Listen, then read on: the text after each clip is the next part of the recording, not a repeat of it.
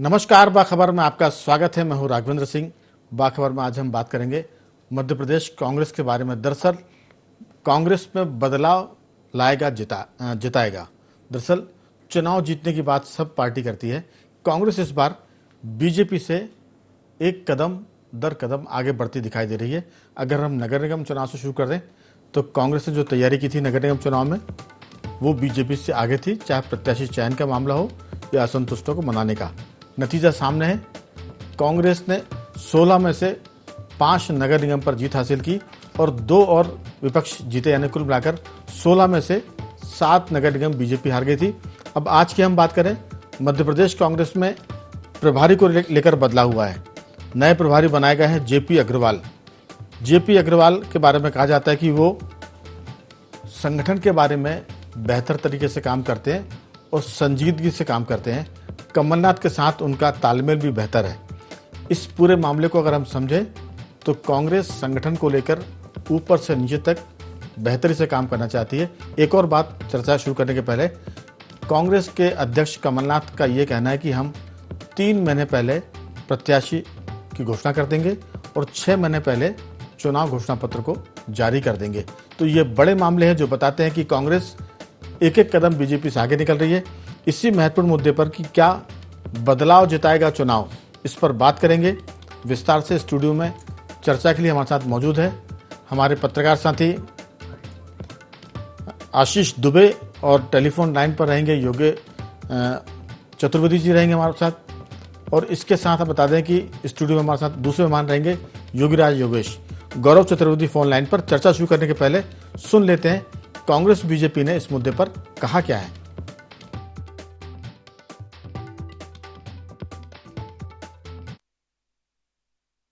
निस्संदेह जेपी अग्रवाल साहब कांग्रेस पार्टी के बहुत कमिटेड और सीनियर लीडर हैं।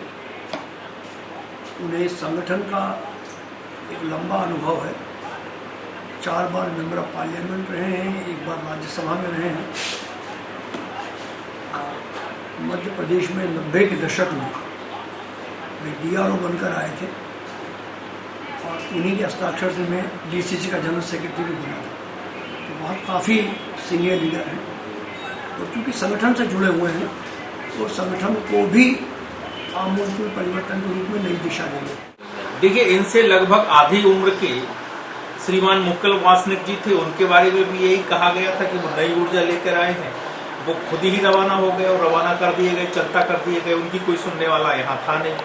अब जयप्रकाश जी आए हैं, इनकी कौन सुनेगा और ये किनको सुनाएंगे, ये हम भी देखेंगे, आप भी देखेंगे। कुल मिलाकर एक औपचारिकता भर है जो पूरी की जा रही है। यहाँ तो कमलनाथ जी की कांग्रेस है, कमलनाथ जी जैसा चाहते हैं वैसा होता है और दिग्विजय सिंह जी की षड्यंत्र इस कांग्रेस पार्टी में चलते हैं। आने वाले समय में भी वैसा ही होगा। जयप्रकाश जी का केवल भाषण होगा, अमल नहीं। तो कुल मिलाकर हम कह सकते हैं कि बीजेपी का कहना यह कि कांग्रेस में सुनता कौन है कमलनाथ के अलावा। मुकुल वासनिक की बात अगर करें तो भाजपा का कहना है कि वो रवाना कर दिए गए, ज़्यादा युवा थे। लेकिन जेपी अग्रवाल की हम बात करें तो संगठन का तजुर्बा। लेकिन हमने चर्चा की शुरुआत में कहा था कि किस तरह से एक एक कदम संगठन के मामले में कांग्रेस बीजेपी से बेहतर उठा रही है। संगठन की दृष्टि में अब तक ये मान्यता रही है कि बीजेपी का संगठन ज़्यादा मजबूत है और वो दूर की बातों को पहले सोचता है। लेकिन हम इस पर भी बात करेंगे, क्या बीजेपी की तैयारी है और कांग्रेस कितना आगे चल रही है। स्टूडियो में मौजूद हमारे साथ आशीष दुबे जी। आशीष जी, आपका बहुत बहुत स्वागत है।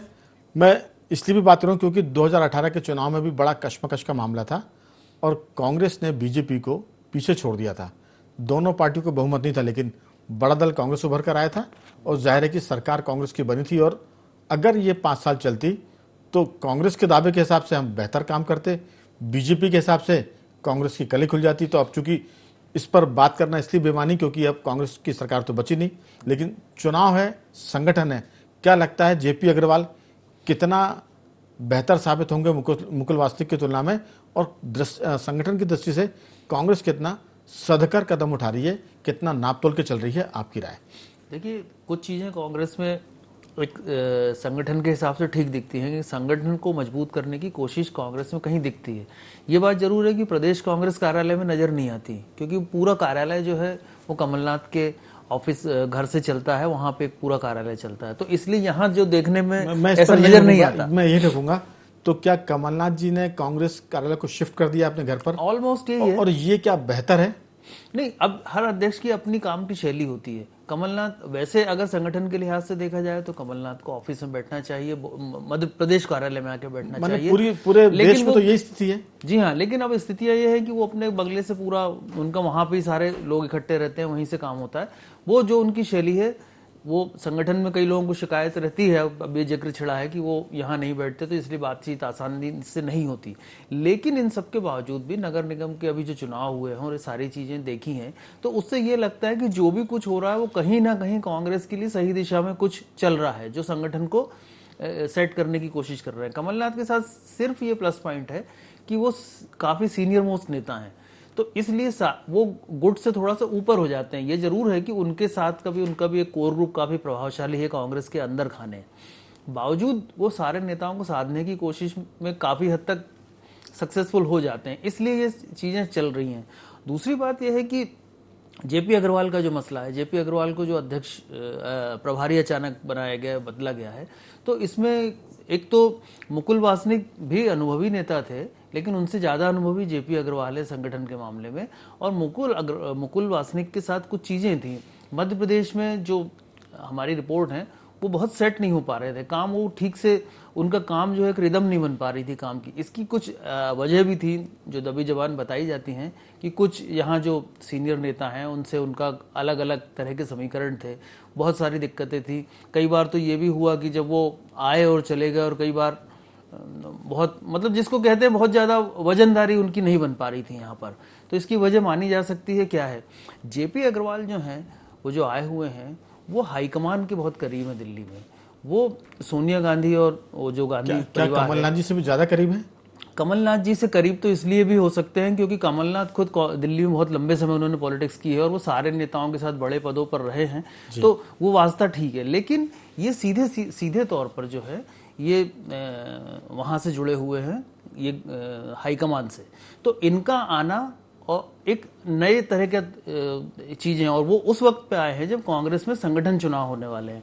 कांग्रेस में अभी जो पीसीसी डेलीगेट्स का चुनाव होने वाला है, जो बहुत महत्वपूर्ण होता है, हालांकि वो मनोनयन होता है लेकिन ऑफिशियली उसको चुनाव कहते हैं, वो बहुत महत्वपूर्ण होता है। उसी से एआईसीसी डेलीगेट बनते हैं और वो अध्यक्ष को वोट करते हैं। तो ये एक बहुत महत्वपूर्ण बदलाव है जिसके तहत उनको लाया गया है। अग्रवाल जो है संगठन के आदमी हैं, बहुत पुराने आदमी हैं, और वो 3-4 बार सांसद रहे हैं, राज्यसभा में भी रहे, लोकसभा में भी रहे 3 बार, तो इसलिए, और दिल्ली प्रदेश कांग्रेस के अध्यक्ष भी रहे, मेयर रहे, तो उनका जो अनुभव है और उनका जो जुड़ाव है वहाँ की उससे, उस वजह से वो मध्य प्रदेश में वो कुछ नई चीजें करेंगे। और एक नई चीज ये भी है कि जब वो पहले दौरे पर आज जब वो आए हैं भोपाल में, तो उनके साथ 4 सचिव भी आए हैं मध्य प्रदेश के, जो प्रभारी 4 सचिव हैं कांग्रेस के एआईसीसी के, उन्हें भी वो साथ लेके आए। तो ये जो चीजें हैं ये बहुत एक नई, मैं मान के चलता हूँ कि मुकुल वासनिक से कुछ अलग है, अलग इसमें कुछ होगा बिल्कुल। लेकिन एक बात और कि असल में व्यापारी वर्ग के जो लोग होते हैं वो सबको साधना भी जानते हैं। एक समय बीजेपी को दिग्विजय सिंह जी ने कहा था कि ये बनिया जैन पार्टी है, और बाद में फिर उनका कि ये ब्राह्मण जैन पार्टी है। तो जो बनिया होता है वो गरीब से गरीब आदमी को भी साधता है, अमीर से अमीर आदमी को भी साधता है, और सबके साथ मिलकर अपने व्यापार को आगे बढ़ाता है। तो अग्रवाल साहब का भी जो एक तरह से जो उनको विरासत में चीज मिली, सबके साथ संतुलन बनाने की, मुझे लगता है कि ये भी इसमें रणनीति काम करेगी, क्योंकि हर आदमी का एक अपना कैरेक्टर होता है। तो इसमें एक चीज मैं और सवाल छोड़कर जा रहा हूं आपके साथ कि बीजेपी ने ये कहा है कि ये कमलनाथ की कांग्रेस है जहां दिग्विजय सिंह का षड्यंत्र चलता है। लोग कह सकते हैं कि ये कमलनाथ और दिग्विजय सिंह को एक तरह से दोनों के बीच में दरार पैदा करने की साजिश है, लेकिन दोनों बहुत घुटे हुए, बहुत पुराने घिसे हुए नेता हैं। अब उनमें दरार तो पड़ नहीं सकती, क्योंकि वो दरार पड़ने के पड़ाव से आगे निकल गए हैं उनकी उम्र की जहां तक बात करें। तो यही सवाल मेरा रहेगा गौरव चतुर्वेदी से। गौरव जी हमारे साथ जुड़ गए। गौरव जी बहुत बहुत स्वागत है आपका। जी नमस्कार। दरअसल कांग्रेस ने लंबे समय से संगठन पर ध्यान दिया है और वो भाजपा की तुलना में बढ़त बनाती हुई दिखती है।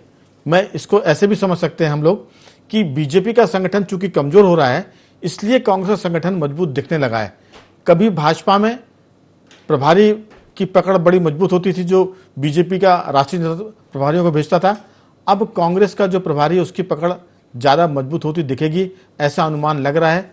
आपकी राय, क्या ये कांग्रेस की मजबूती है या भाजपा के कमजोर होने से कांग्रेस मजबूत दिख रही है? क्या लगता है आपको? देखिए, कांग्रेस की जो परंपरा रही है, अगर हम पिछला इतिहास उठाकर देखें जी, लगभग 20-22 साल का जो सामने इतिहास हमें दिखाई दे रहा है, उसमें प्रदेश अध्यक्ष और प्रदेश प्रभारी के बीच में कभी संतुलन नहीं बन पाया।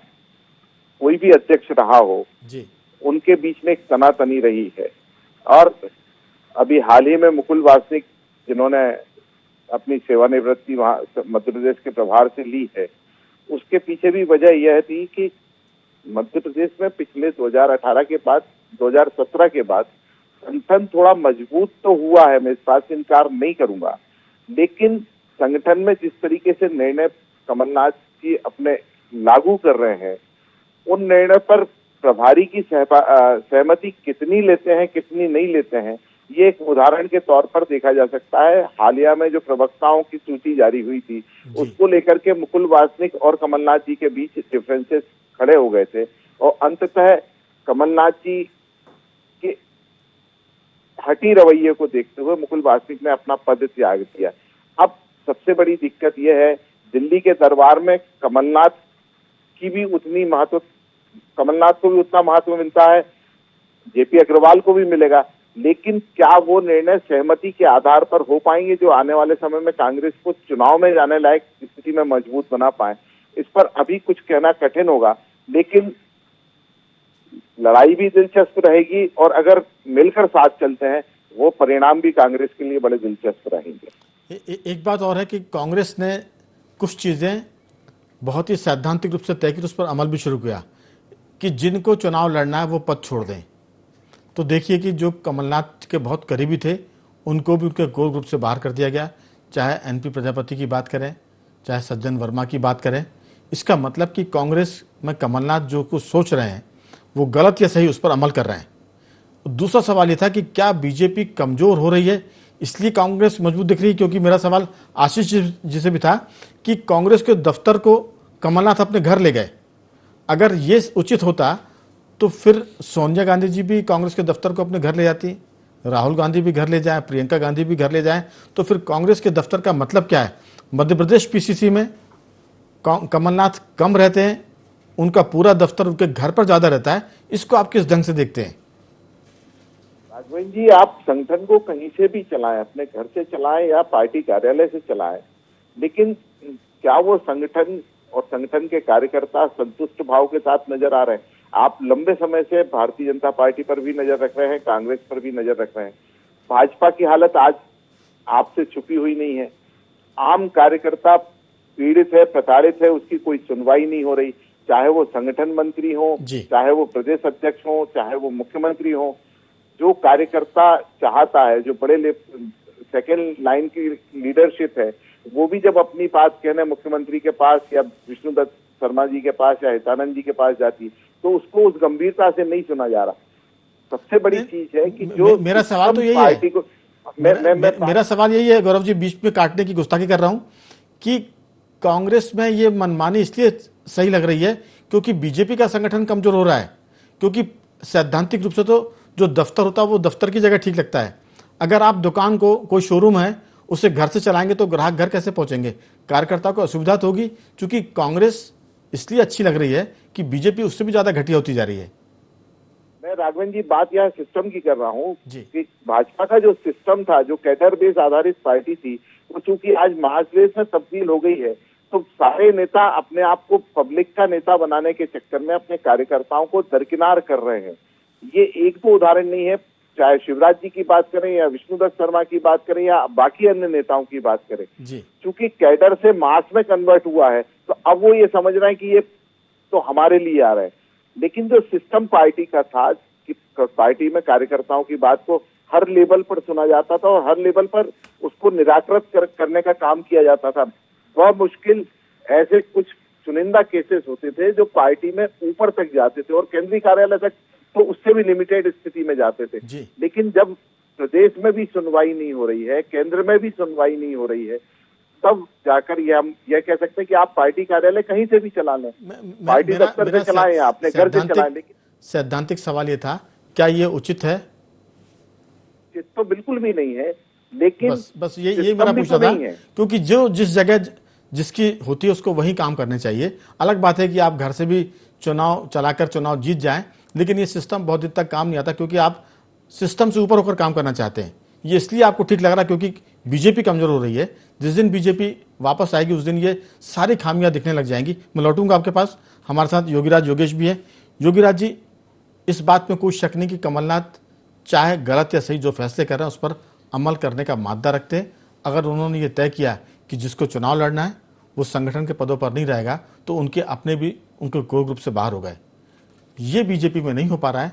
हम बीजेपी के मुद्दे पर किसी और दिन बात करेंगे, लेकिन अभी ये बात हो रही है कि सच में जो बदलाव कांग्रेस में आ रहा है वो क्या उसको चुनाव जिताएगा, चाहे वो प्रभारी को लेकर हो, चाहे वो कमलनाथ की कार्यशैली को लेकर हो, या उनके फैसले पर ताकत के साथ अमल करने को लेकर हो। आप क्या सोचते हैं?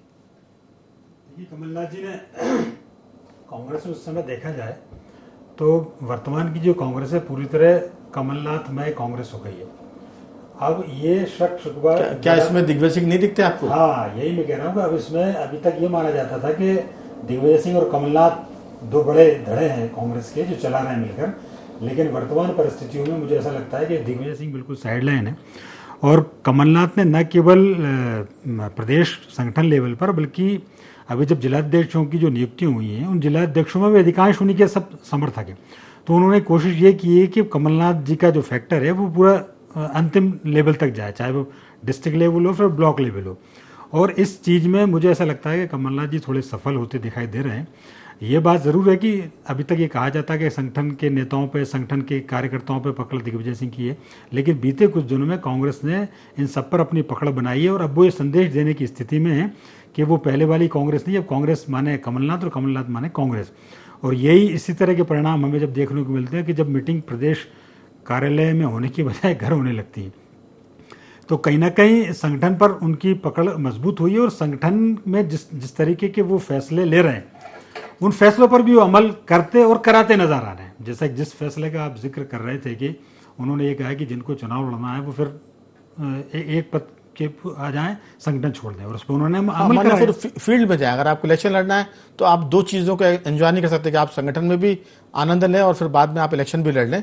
तो जिसको लड़ना है वो फील्ड में जाए, जिसको संगठन का काम देखना वो फिर संगठन का काम देखे।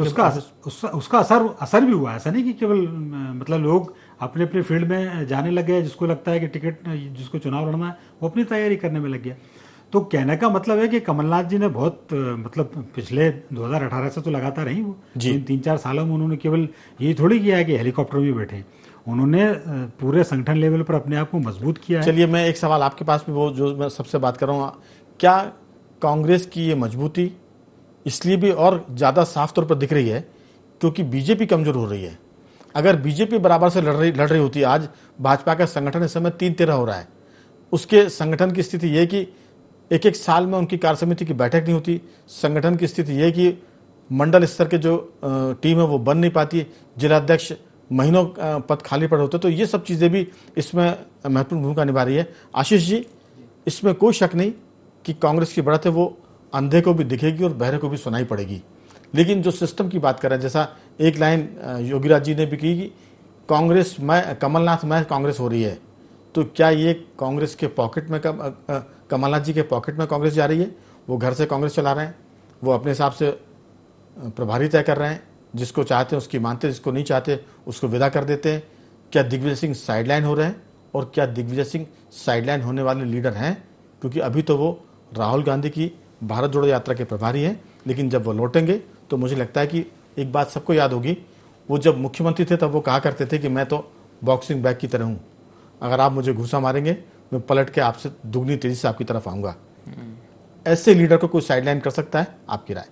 नहीं, देखिए ऐसा तो अगर यहाँ से शुरू करें अगले आखिरी सवाल से, तो दिग्विजय सिंह साइडलाइन दिखते जरूर हैं, क्योंकि वो पिछले 6 महीने से लगातार एक दूसरे मिशन पर हैं और हाईकमान बिल्कुल के पास काफी वापस एक तरह से कह सकते हैं कि एआईसीसी में उनकी एक पुनर्वास हुआ है वहां पर, तो वो उस पर, और फिर मध्य प्रदेश में भी कुछ है भी नहीं ऐसा करने के लिए। और कमलनाथ की जहां तक बात है, तो कमलनाथ की सीनियरिटी इतनी है कि उनके सामने जो बाकी चीजें जो है वो बहुत सारी चीजें जो है वो गौण हो जाती हैं, तो वो इसीलिए जो है सारे फैसले कर लेते हैं, किसी को हटाना है, किसी को निकालना है, किसी को वापस लेना है, वो सारे फैसले खुद करते हैं और बाद में मुकुल अनुमोदन। वासनिक की विदाई भी इसी से जुड़ी हुई क्या? निश्चित तौर से मैंने सबसे पहले ही कहा था कि उनको वजनदारी यहाँ मिल ही नहीं पा रही थी जो प्रभारी को मिलनी चाहिए जी। तो इसलिए वो सारे फैसले खुद करते हैं, बाद में एआईसीसी से उसका अनुमोदन कराते हैं।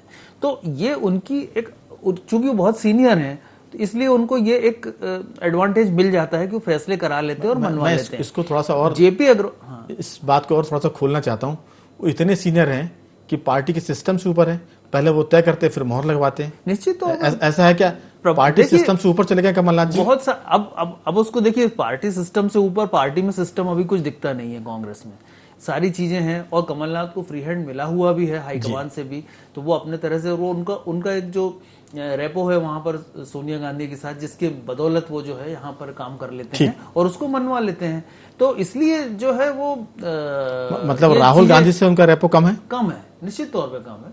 और उस जो पुराने उनके संबंध है वहां पर कई दशक से, तो उसके चलते वो जो है इसका फायदा उठाते हैं। और वो वैसे अगर रिजल्ट पर देखा जाए तो कुछ ना कुछ रिजल्ट जो अभी आए हैं तो उससे ये उनकी सारी चीजें एक तरह से ये मान ली जाती हैं कि चलिए ठीक है, क्योंकि जीत में आदमी फिर उसका कमियां नहीं रिजल्ट पे देखता है, बात फिर होती वो है। जीत तो जीत होती है, जी। उसमें कोई कमी नहीं देखता है।